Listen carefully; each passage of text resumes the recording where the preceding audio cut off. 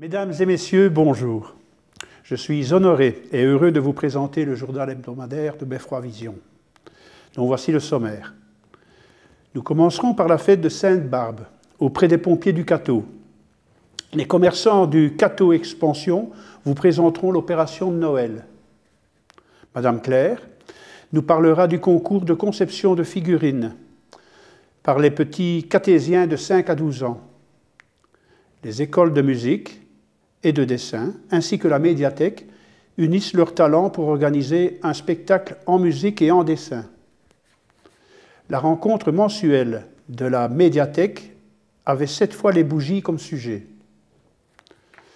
Nous avons promené notre caméra au musée Matisse, qui ouvrait ses portes aux associations cathésiennes. Nous redécouvrirons quelques souvenirs, comme d'habitude, tirés des archives de Beffroi Vision.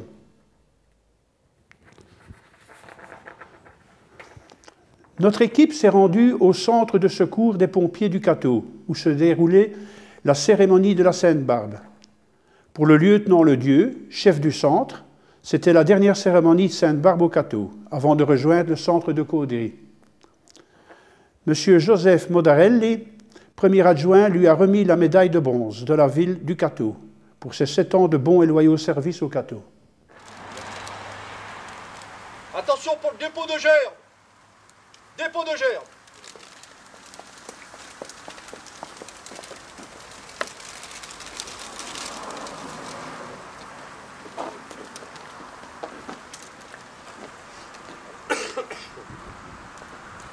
Au mort.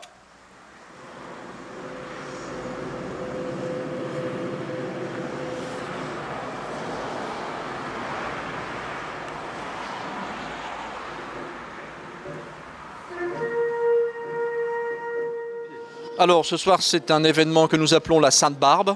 Donc nous fêtons notre Sainte-Barbe, c'est notre traditionnelle fête, notre sainte patronne, et qui nous permet aujourd'hui de se réunir et de mettre à l'honneur certains de nos sapeurs-pompiers, et également de faire le point sur l'année 2024 qui se termine. L'année 2024 qui fut marquée par des agressions physiques et verbales en nos sapeurs-pompiers, envers nos sapeurs-pompiers hommes et femmes, agressions verbales et physiques qui ont été condamnées par de la prison ferme chez l'individu. 2024, c'est également aussi l'occasion de remercier l'ensemble des personnels sapeurs-pompiers hommes et femmes pour qu'ils œuvrent et que la population cathésienne soit secourue dans des meilleures conditions et dans les meilleurs délais. C'est également aussi l'occasion de faire le point sur l'achat de véhicules. Le conseil départemental et le SDIS du Nord viennent de nous livrer un véhicule de reconnaissance et d'intervention diverses que vous voyez là derrière. Il sera utilisé pour faire les inondations, les reconnaissances pour nid de guêpes, etc., etc. On sera dans l'urgence, mais pas du côté secours à personne. Et ensuite, nous irons mardi chercher un véhicule de secours et d'assistance aux victimes, un nouveau VSAV, donc qui sera dans nos locaux à partir de mardi prochain. Je prends le commandement du centre de secours de Caudry à partir de demain. J'aurai effectué 7 ans et demi à Le Cateau. J'ai vécu une grande aventure humaine. Et les sapeurs-pompiers du Cateau peuvent être fiers de ce qu'ils ont accompli depuis 7 ans et demi. Lieutenant Ledieu, au nom des villes du Cateau et par délégation de monsieur le maire du Cateau-Cambrésis, je vous décerne la médaille de bronze de la ville du Cateau-Cambrésis pour le remerciement de tout ce que vous avez fait depuis quelques années à la caserne de Cateau-Cambrésis.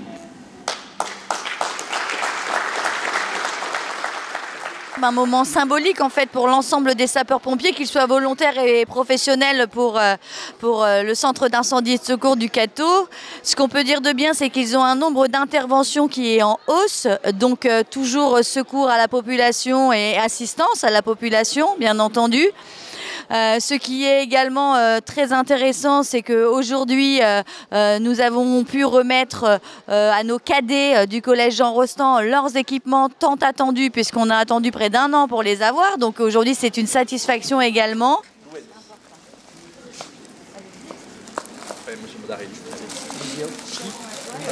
Olivia.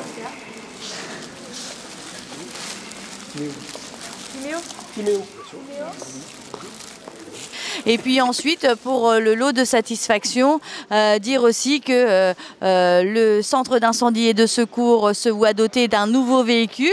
Et puis toujours l'attente de la pose de la première pierre pour notre nouvelle caserne qui aura sa première pierre reposée dans le courant de l'année 2025. Donc ça, ce sont les moments réjouissants.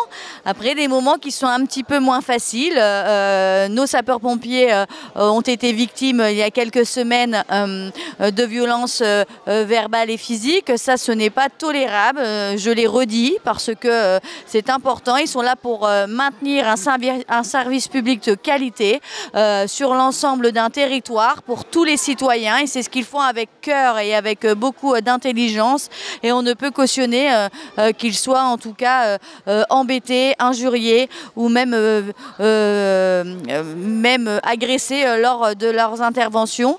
Et puis un autre point pas négatif, mais en tout cas saluer l'ensemble du travail du chef de centre, Monsieur Ledieu, qui part pour de nouvelles aventures, de nouvelles contrées, pas très loin, mais qui s'en va.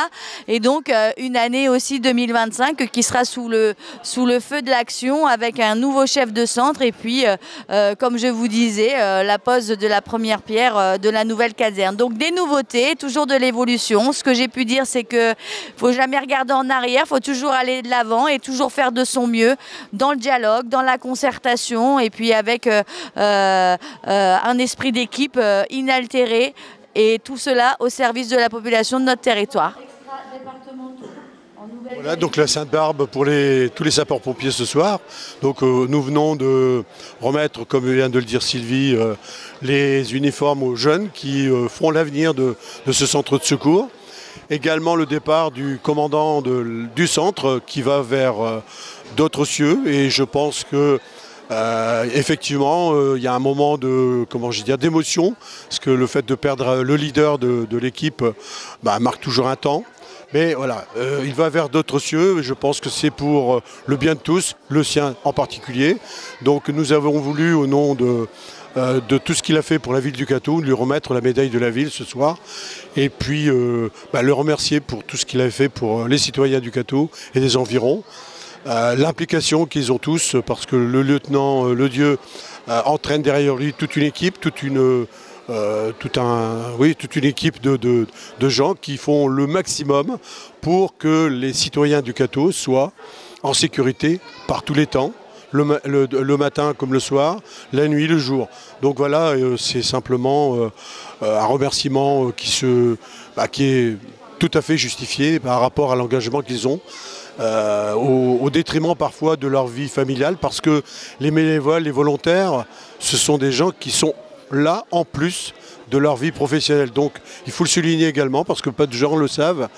Donc abnégation de leur part pour pouvoir faire en sorte que notre sécurité soit maintenue. Et puis le fait qu'il se fasse agresser, comme il a été annoncé tout à l'heure, qu'il soit verbalement ou physiquement, à notre époque ne devrait pas se justifier et est totalement inadmissible.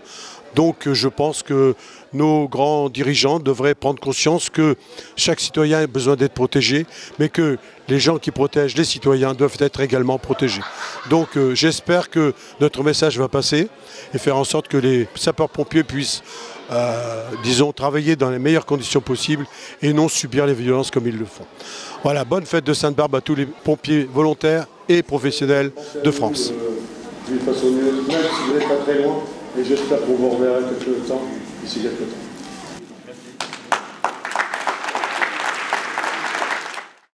Les commerçants du Cateau Expansion vous présentent l'opération de Noël.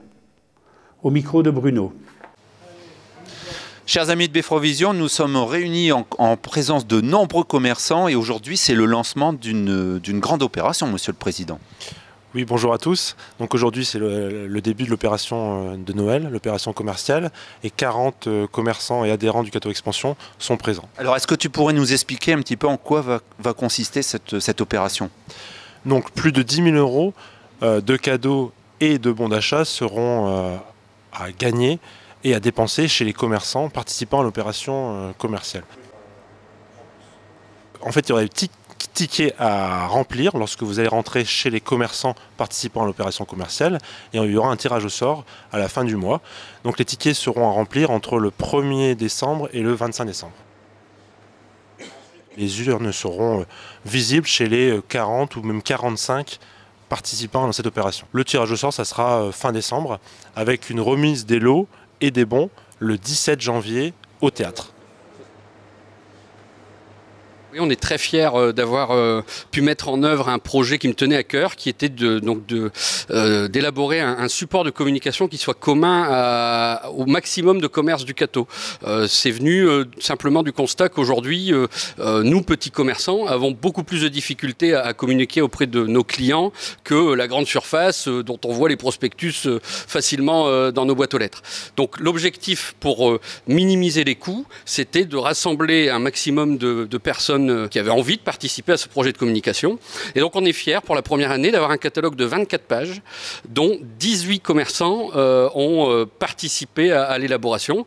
Et donc les catésiens, les clients de nos commerces catésiens vont pouvoir retrouver à l'intérieur l'ensemble des commerces qui ont voulu participer, ce qu'ils peuvent proposer au quotidien et même des petites surprises, des petits cadeaux, des bons d'achat, des remises exceptionnellement sur la présentation du catalogue en magasin.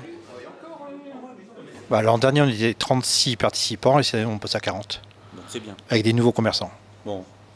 Un petit mot pour les gens qui nous regardent pour cette opération? Venez dans les commerces catésiens, participer à l'opération commerciale et faites vos achats de Noël dans nos commerces. Les comptes vont bien et les lots à gagner sont exceptionnels cette année. Il faut vraiment participer. Tu peux nous en donner quelques-uns peut-être? Il y a des télés à gagner, des grandes télés. Pour les enfants, il y a des beaux jouets électroniques, PlayStation, ordinateurs, portables. Ils sont exposés dans la vitrine de la Maison de la Presse. Donc on a mis un calendrier de l'Avent et tous les jours, du coup, on peut visualiser les petits lots à gagner. Certaines sociétés entreprises du Cateau donnent des chèques cadeaux à ses salariés. Notamment l'entreprise Norail, 7 500 € vont être dépensés au Cateau, chez les adhérents du Cateau Expansion, chez les 80 adhérents. Il y a également 7 000 € pour les salariés de chez Freddy M, je le remercie. Je remercie aussi Céline Lesage, qui est ici présente, qui participe aussi à l'opération, avec plus de 1 200 € pour ses salariés. Et enfin, la MFR participe aussi avec un petit jeu, avec 1 000 € à gagner. Vous pouvez aller sur Facebook et participer à ce jeu. Des chèques cadeaux seront à gagner. Au total, il y aura plus de 26 000 € dépensés pour les commerçants du Cateau Expansion. C'est énorme. Et donc la ville a également ne distribue plus aux personnes âgées un panier garni. Maintenant, c'est des bons qui seront dépensés aussi sur le Cateau. Oui, on remercie la ville. Donc il y a 2 500 € de la ville pour l'opération commerciale. Et à côté aussi, comme tu disais, des bons d'achat de 35 € à dépenser chez l'ensemble des commerçants du Cateau. Bon, vous voyez, les commerçants du Cateau, ils préparent Noël et puis j'espère que vous serez très nombreux à venir dans tous les commerces. À bientôt. Madame Sylvie Claire nous présente le concours de figurines de Noël conçu par les petits catésiens de 5 à 12 ans. Ils recevront leur prix le 15 décembre lors de la fête de Noël. Ce soir, nous sommes au sein du salon Mortier de l'Hôtel de Ville pour le traditionnel passage de jury pour le concours des figurines. Comme vous le savez, le concours a été lancé il y a quelques jours, se terminait aujourd'hui à 17 h et ce soir, c'était le passage du jury et il y aura la remise des récompenses tant attendues le 15 décembre prochain, lors de la journée organisée autour de Noël pour la ville du Cateau, donc à 18 h. Aujourd'hui, avec les membres du jury qui sont des membres à la fois du conseil municipal, des membres des services administratifs et techniques de la mairie, ainsi que d'autres élus qui étaient présents ce soir, on a évoqué l'ensemble des figurines et donc je remercie les 47 participants parce que cette année, on en a eu vraiment beaucoup plus que les années précédentes. Nous avons des critères objectifs pour pouvoir noter l'ensemble des figurines, donc des critères pour savoir si l'enfant a fait lui-même sa figurine, si c'est un travail soigné, si c'est un travail original, s'il y a de la créativité, si on a utiliser en tout cas le développement durable et surtout, si c'est vraiment une figurine et si ça passe dans le sapin. Voilà un petit peu les objectifs. Et puis, je vais passer la parole à un membre du jury qui n'est autre que Dimitri et qui nous a accompagnés ce soir. Voilà Dimitri, à toi. Bonsoir à tous. C'est toujours un plaisir de venir début décembre pour être juge des figurines. On s'aperçoit qu'au fil des années, il y a de plus en plus d'enfants qui prennent part au jeu, quoi. Et puis bon, on voit bien des figurines bien travaillées, bien soignées. C'est toujours un réel plaisir de noter les figurines de chaque enfant. Après, il y a un classement qui est fait. Il y aura un premier, il y aura des derniers, des déçus, certainement. Mais bon, l'esprit de Noël sera là le 15. Et puis, soyons nombreux au centre-ville pour fêter cette journée. Et puis, voilà, j'invite les Catésiens à venir aussi au marché de Noël qui se tiendra au théâtre. Et puis, on finira par un beau spectacle en fin d'après-midi. Donc, voilà. Les écoles de musique et de dessin, ainsi que la médiathèque, ont uni leurs talents pour organiser un spectacle en musique et en dessin. Il s'agit des musiciens de Brême, tirés des contes de Grimm. Les professeurs de musique, ainsi que M. Luc Carin, professeur d'art plastique, répondent à nos questions.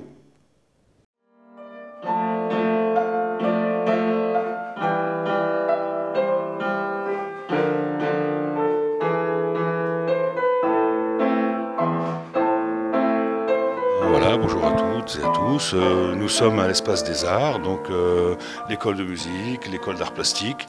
Et on est en train de préparer les festivités, les manifestations, le concert du 13 décembre.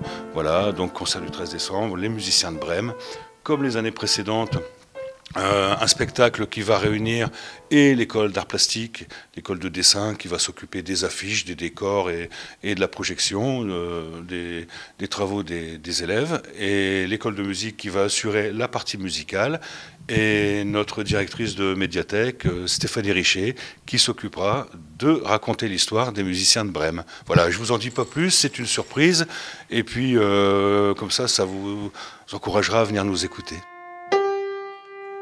On a la chance ici au Cateau d'avoir beaucoup d'instruments, donc les instruments avant, flûte, clarinette, saxophone, trompette, cor, trombone, tuba.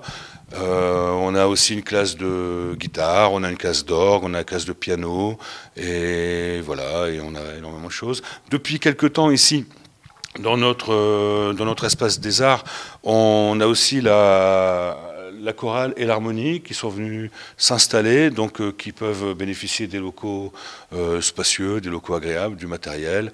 Et voilà, donc ça permet de réunir dans un seul endroit toutes les activités culturelles, musicales de la ville. C'est beaucoup plus pratique pour tout le monde et ça permet d'avoir des échanges et des partenariats plus pratiques. Oui, bonjour et bienvenue à l'école municipale d'art plastique du Cateau-Cambrésis. Aujourd'hui, mercredi, vous pouvez assister à l'atelier des enfants qui sont en train de préparer les décors pour le spectacle qui réunit l'école d'art plastique, la médiathèque et l'école de musique. Pour ce spectacle, les musiciens de Brême. Donc, on voit les enfants en train de travailler sur des grandes feuilles pour faire ces décors qui vont être projetés en fond de scène. Ils utilisent la technique du dessin. Alors on fait des projections parce que les dessins sont un peu compliqués et après ils viennent les colorier avec des encres. Donc regardez, c'est sympa, ils s'amusent, ça colorie, ils apprennent les mélanges des couleurs en même temps. C'est assez sympathique. C'est vrai, ça vous plaît? Oui. Parfait. Voilà. Alors parlons un petit peu des différents cours en fonction des âges. Alors, les ateliers du mercredi sont des ateliers pour les enfants. Il y a un premier atelier de 13h30 à 15h30. Donc les enfants, c'est de 6 ans à 12 ans à peu près.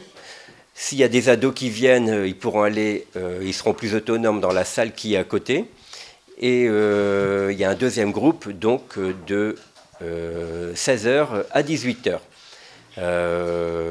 Ensuite, le vendredi, il y a des ateliers pour les adultes de 13h30 à À 16 h, il y a un atelier technique recherche artistique. On expérimente un petit peu de tout, on a des sujets, on utilise un peu toutes les techniques. C'est vraiment pour apprendre à utiliser tous les nouveaux matériaux et toutes les techniques modernes. Ensuite, il y a un atelier purement dessin de 16 h à 18 h 30 où vraiment on approche le dessin traditionnel des paysages, des nus, des animaux, un petit peu toutes les thématiques sont abordées. Le samedi matin, c'est l'atelier sculpture de 9 h 30 à 12 h 30. Donc nous faisons essentiellement du volume, du modelage, de la sculpture, des montages, tout ce qui est en 3 dimensions. Et l'après-midi, de 14 h à 18 h 30, c'est un atelier traditionnel peinture, où on peut utiliser un peu toutes les techniques de la couleur, que ce soit les acryliques, les encres, les aquarelles, etc. À l'école d'art plastique, il y a tout ce qu'il faut comme matériel. Ça veut dire que vous pouvez venir, comme on dit, les mains dans les poches, et on a à disposition toutes sortes de pastels, encre, peinture acrylique, peinture à l'huile, crayons, fusains, etc. On a des toiles à disposition, on a toutes sortes de papiers et on peut travailler à partir de ce qu'il y a déjà ici. Mais beaucoup de personnes qui ont déjà l'habitude de travailler viennent avec leur petite mallette et leur propre matériel, mais il est possible de venir et utiliser le matériel de l'école. D'ailleurs, c'est fait pour ça. Et j'espère à bientôt. De toute façon, venez nous voir pendant les horaires. Vous pourrez découvrir tous les ateliers qu'on y fait et éventuellement vous inscrire. Il n'y a pas de souci. Je serai là pour vous répondre. Bonjour, je m'appelle Éric Boudaille. Je suis prof de guitare à l'école de musique du Cateau depuis 1989. Ça commence à faire un bail. Je donne mes cours les mercredis matins et jeudi en fin d'après-midi. J'ai environ 15 élèves, de 7 à 70 ans on va dire. J'ai aussi un atelier, ce qu'on appelle les ateliers guitare, c'est-à-dire qu'on peut travailler des accords pour accompagner différentes chansons et tout. Le reste, ce sont des élèves qui font que de la guitare classique.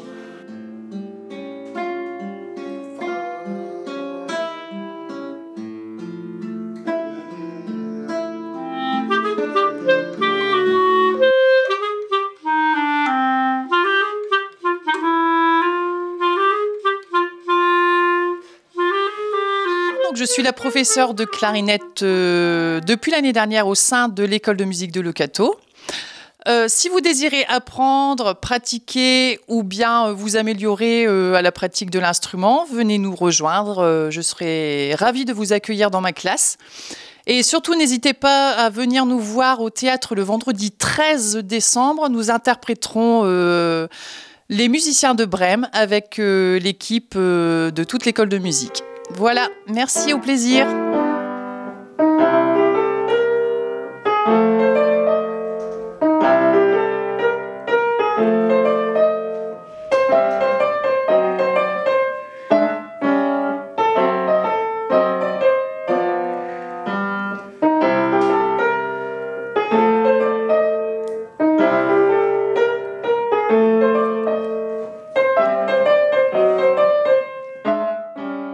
Bonjour à tous, je suis Sandrine Biayenda, une des 2 professeurs de piano de l'école de musique du Cateau Cambrésis.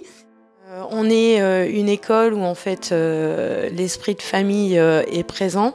On met en place beaucoup d'activités pour que les élèves puissent participer à des projets collectifs, des projets, des manifestations à titre individuel.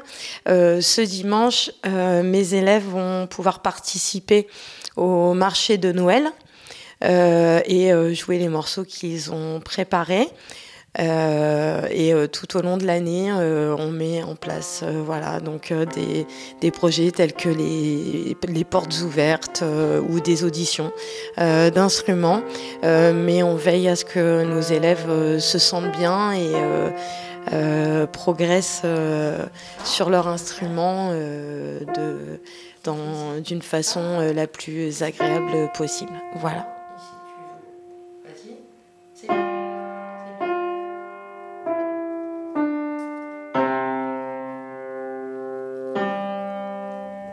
Je suis Thierry Berger, donc professeur de formation musicale, trombone et tuba.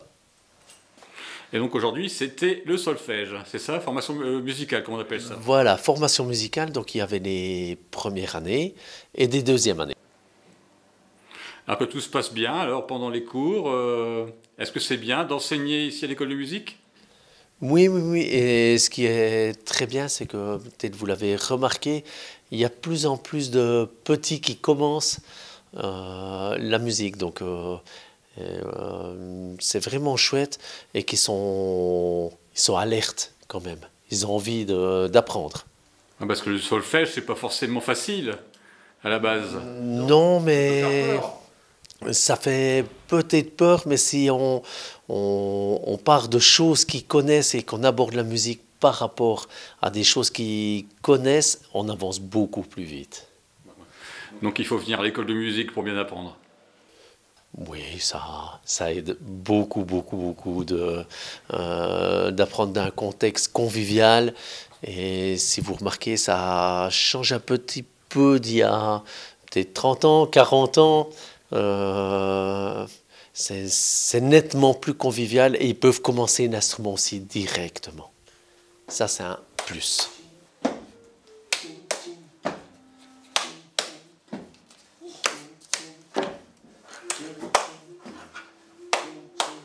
Alors bonsoir, je m'appelle Sébastien Prognier, je suis le professeur de trompette de l'école municipale du Cateau. J'enseigne la trompette et le cornet le lundi soir. Et parallèlement, je suis directeur aussi de l'école de musique de Guénin, donc c'est une ville située à côté de Douai. Voilà, donc ce soir, nous allons écouter Jacob, qui a quelques mois de pratique instrumentale et qui va nous jouer pendant le cours un petit chant de Noël, puisqu'on est à cette période. Voilà, donc Jacob, c'est à toi. 3. Mi, mi, mi.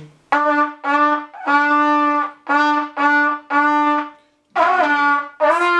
2, 3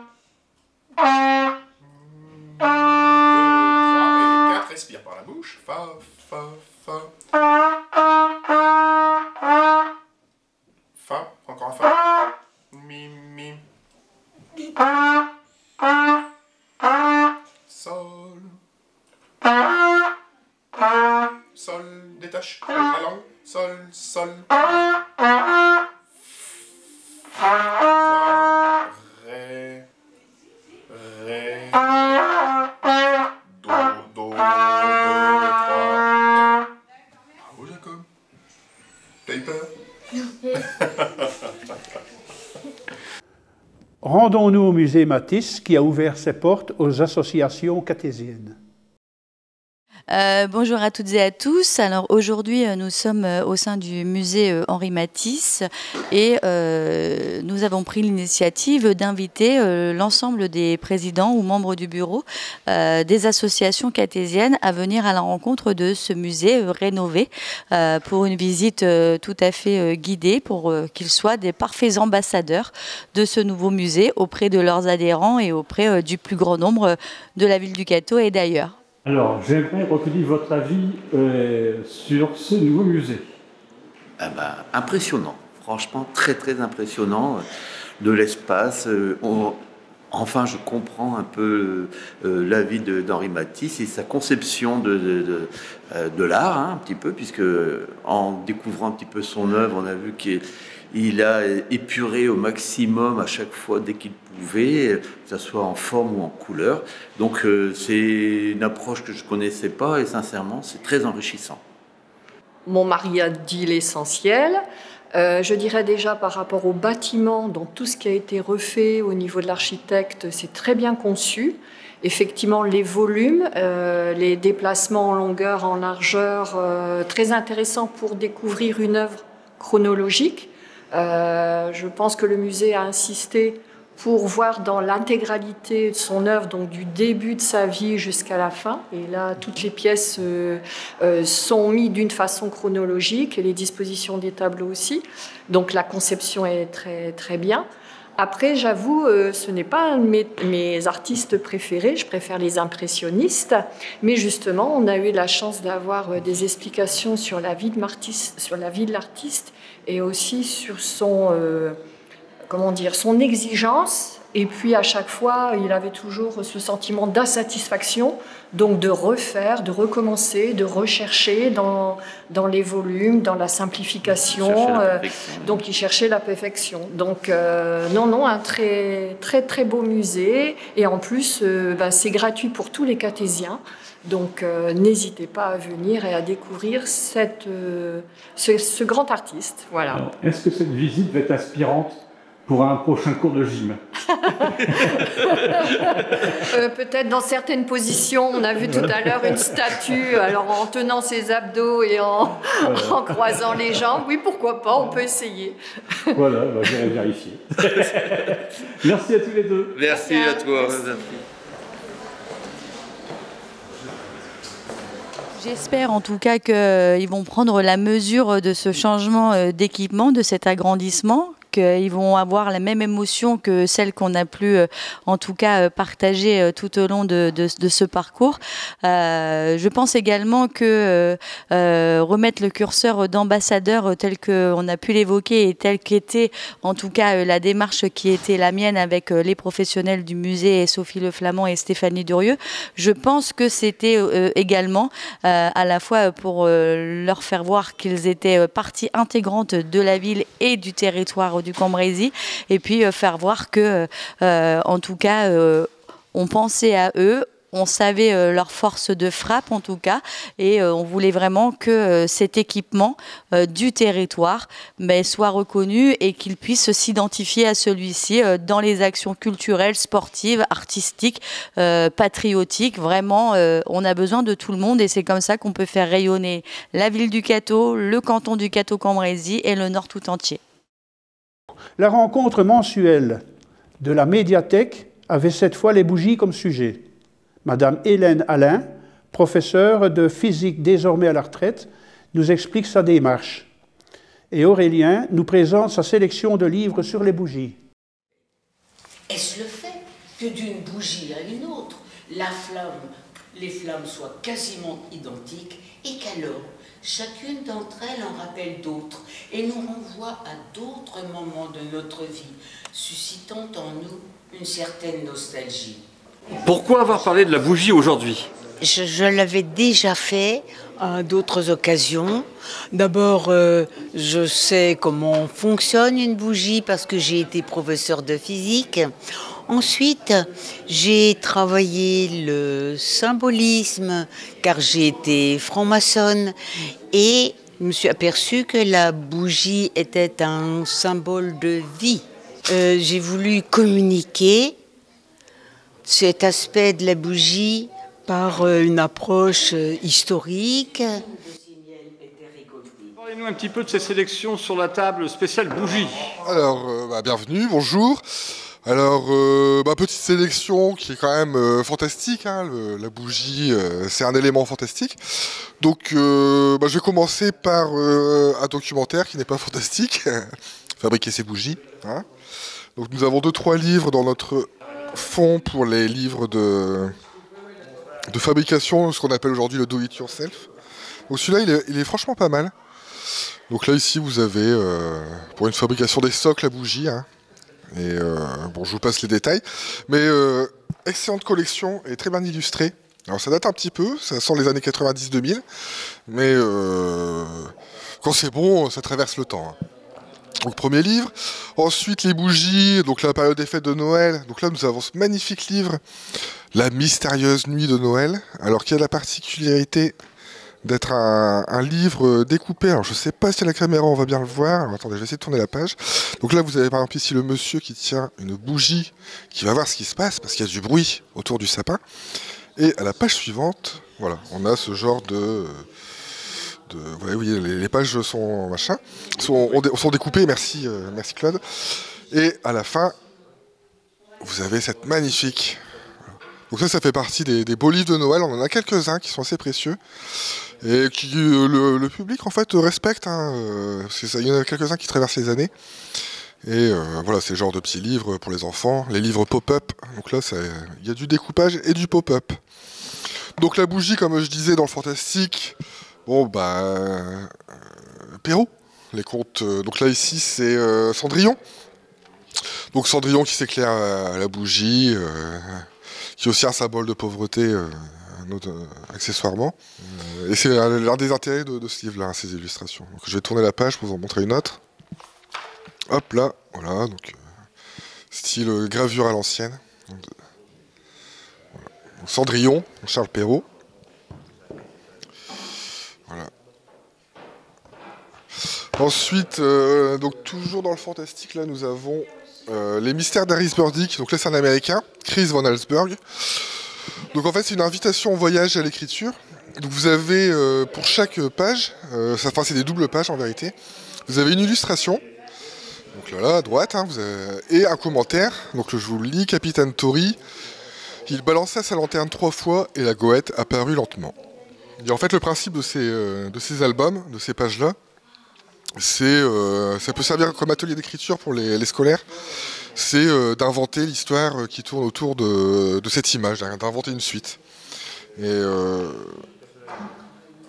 voilà, donc je vais vous en prendre une deuxième qui est souvent les enfants ils aiment bien celle-là, qui est vraiment voilà. Je vous en montre une seconde. Hein. La maison de la rue des Érables, ce fut un beau décollage. Donc là, on voit une maison qui décolle. Donc, libre à chacun d'imaginer pourquoi cette maison décolle. Voilà. Donc, les mystères d'Harris Burdick, de Chris Van Allsburg, qui accessoirement a écrit Jumanji. Voilà. Donc, gros spécialiste du fantastique enfant. Alors, au niveau du fantastique enfant, nous avons aussi l'Éphéméride.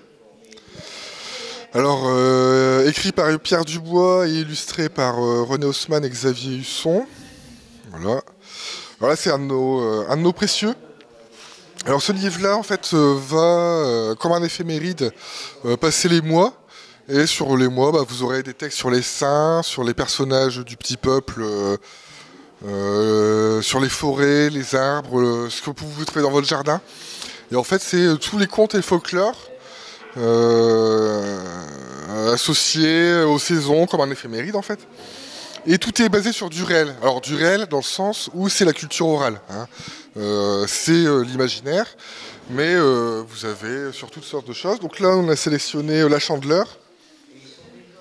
Et ça vous explique pourquoi la Chandeleur. Donc bon, la Chandeleur est chandelier, hein. On peut faire assez facilement le rapprochement. Et donc voilà, donc c'est en lien évidemment avec le catholicisme sur celui-ci, hein. Mais comme je vous disais, vous avez sur les saints aussi. Mais vraiment, c'est un document que je présente assez régulièrement en salle. Et c'est une mine, c'est absolument magnifique. Alors je vous prends une page complètement au hasard. Hein. Donc Grimoire et légende de mai, donc vous avez une magnifique illustration d'une sorcière avec des feux follets et des lutins. Et La nuit de mai, donc une citation de Paul Claudel. Voilà. Les princesses aux yeux de chevreuil passaient à cheval sur les chemins entre les bois, dans les forêts sombres chassaient les meutes aux sources à bois, dans les branches s'étaient pris leurs chevaux fins, des feuilles étaient collées sur leur visage, elles écartaient les branches avec leurs mains, elles regardaient autour d'eux avec des yeux sauvages. Voilà. Donc vous avez vraiment un mélange de styles, et tout est basé sur la culture orale réelle, en fait, j'ai envie de dire. Et nos contes et légendes. Donc pas seulement en France, hein, ça va bien passer bien plus loin. Donc super livre, l'éphéméride. Voilà. On a trouvé aussi de Simenon une enquête de Maigret. Donc le titre Les larmes de bougie. Donc j'ai pas eu le temps de lire la nouvelle, hein, parce que c'est un texte assez court. Mais il est question de bougie, ça je peux vous le garantir. La bougie liquide se transforme en bougie vapeur et ce gaz s'enflamme à son tour, produisant lumière et chaleur. Et ça recommence. Cette chaleur fait fondre la bougie solide, la bougie liquide monte dans la mèche, se vaporise et s'enflamme, produisant de la chaleur. On dit qu'il y a auto-alimentation. Alien. Alors, Alien 3, hein, c'est pas n'importe lequel d'Alien. Alors, pourquoi j'ai mis Alien 3 ? Parce qu'en fait, la bougie, dans le cinéma est aussi assez présente en fait. Et souvent elle marque soit des ruptures, soit pour intensifier l'ambiance, même si l'éclairage est souvent avec des projecteurs. Et dans Alien 3, c'est assez caractéristique. Donc pour ceux qui l'ont vu, en fait vous vous retrouvez sur une planète prison et il y a eu quelques disparitions, mais on ne sait pas encore tout ce qui s'est passé, sauf pour le cinéphile. Et en fait, il se retrouve à un moment donné dans un long couloir, il n'y a plus d'électricité. Donc qu'est-ce qu'on fait quand on n'a plus d'électricité? On allume des bougies. Donc vous avez des bougies qui sont posées à distance sur un long, mais vraiment très long couloir. Et au bout d'un moment, les gars qui travaillent dans leur atelier, enfin dans le couloir, voient au loin les bougies qui s'éteignent une à une. Donc un des ouvriers va voir, et c'est Alien, forcément, il va faire une mauvaise rencontre. Et à ce moment-là, le film bascule en fait. Et on passe dans le film Alien. Voilà. C'était ma petite référence pour ceux qui l'ont vu. Voilà. Nous redécouvrons quelques souvenirs tirés des archives de Beffroi Vision. Nous commençons par le grand Saint-Nicolas et son acolyte, le Père Fouettard, que Beffroi Vision a rencontré à l'école Matisse en 2004. Ils n'y sont pas restés, ils sont retournés chez eux, je vous rassure. Nous poursuivrons la seconde archive qui nous ramène à la réouverture du musée Matisse en novembre 2002. Que de gens à ce moment-là pour la réouverture, oui.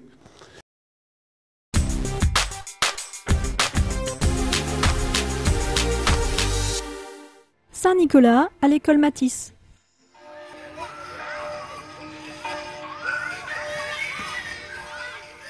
Vision là. Attention, tu n'auras.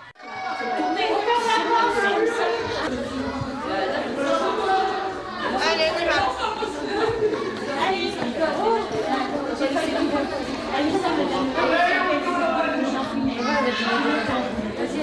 Ils vont peut-être chanter une petite chanson, non?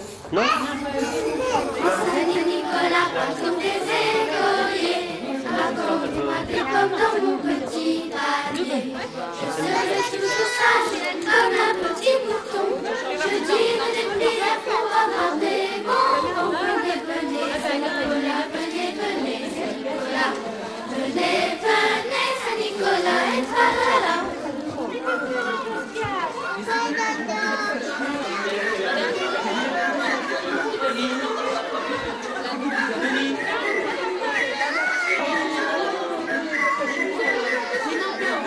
Venez, venez, Saint-Nicolas et tralala. Saint-Nicolas,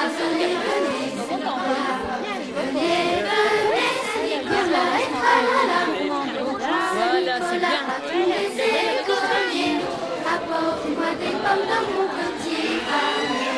Je serai toujours sage comme un petit bouton. Je dirai des prières pour avoir des bonbons. Venez, venez, Saint-Nicolas, venez, venez, Saint-Nicolas. Venez, venez, Saint-Nicolas et tralala. Venez, venez, Saint-Nicolas, venez, venez, Saint-Nicolas. Venez, venez, Saint-Nicolas et tralala. Non, c'est à ouais. C'est à Saint-Nicolas, patron des écoliers, apporte-moi des pommes dans mon petit panier. Je serai toujours sage comme un petit bouton. Je dirai des prières pour avoir des bonbons. Venez, venez, Saint-Nicolas, venez, venez, Saint-Nicolas. Venez, venez, Saint-Nicolas et tralala. Oui, ça va. Aujourd'hui, il faut payer des écoles. Tu te mets là. Il y en a pour tout le monde. Oui, tu vas le donner. Tu vas voir. Allez, Saint-Nicolas sera pas vexé. Venez, venez, Saint-Nicolas, venez, venez, Saint-Nicolas. Venez, venez, Saint-Nicolas et tralala. Au grand Saint-Nicolas, patron des écoliers, apportez-moi des pommes dans mon petit panier. Je serai toujours sage comme un petit bouton. Je dirai des prières pour avoir des bonbons. Venez, venez, Saint-Nicolas, venez, venez, Saint-Nicolas. Venez, venez, Saint-Nicolas et tralala. Venez, venez, Saint-Nicolas, venez, venez, Saint-Nicolas. Venez, venez, c'est là et tralala. allez hop.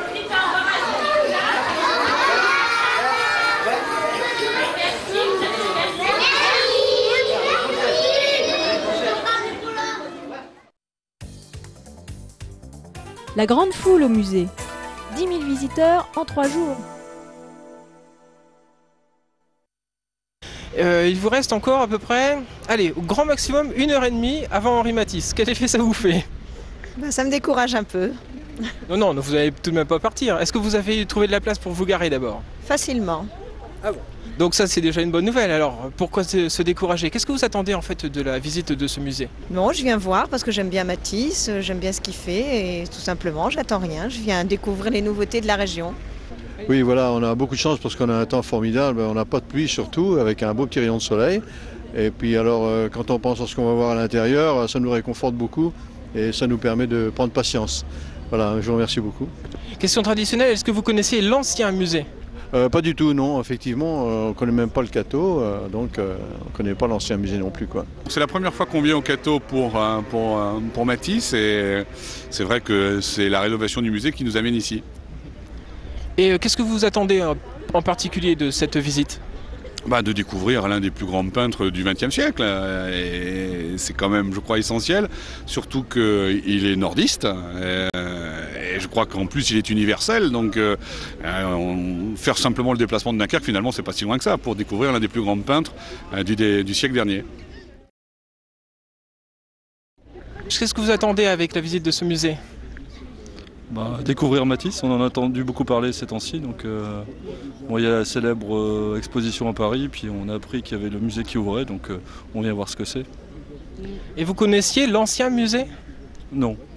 Je savais qu'il était né au Cateau, mais c'est tout. Donc en fait, pour raison pratique, va-t-on dire, il est préférable de démarrer votre visite par la collection Herbin. C'est une très bonne visite, messieurs dames. Alors, vous qui venez de sortir de la collection Herbin, dites-moi ce que vous en pensez. Eh bien, disons que je suis déjà impressionné par le monde qu'il y a au Cateau aujourd'hui. C'est la 3e journée. D'ici, on aperçoit la foule encore dehors. C'est un très beau week-end pour le Cateau. Je sais pas, mais ici aujourd'hui au musée Matisse, les gens font la queue comme à Paris, dans le calme, aussi longtemps qu'il le faut.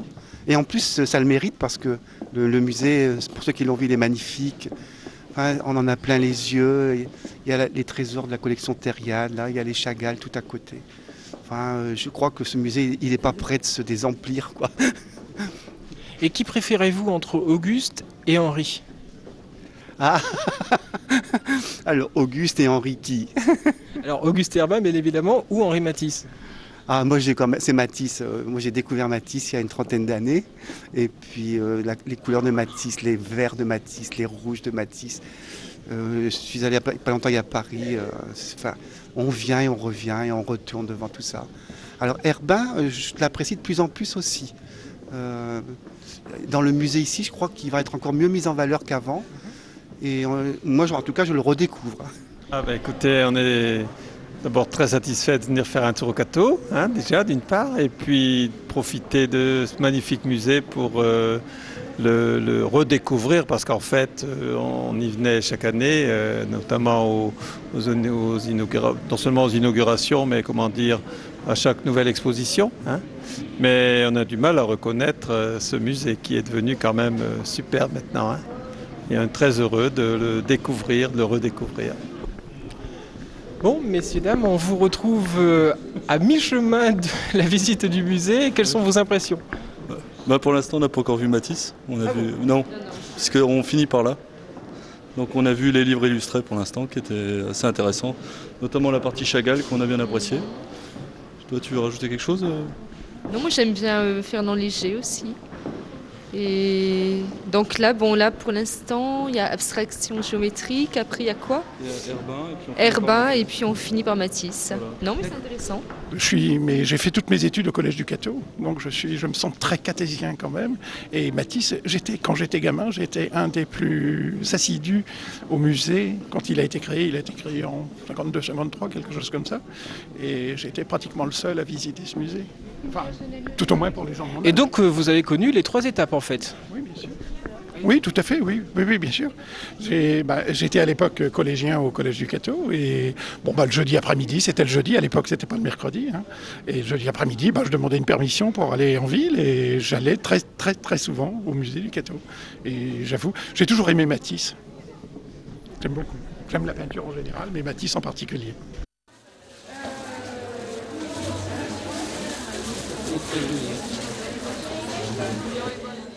Ainsi se termine votre journal hebdomadaire. Toute l'équipe de Beffroi Vision et moi-même vous remercions de votre fidélité et vous souhaitons une bonne semaine. À bientôt.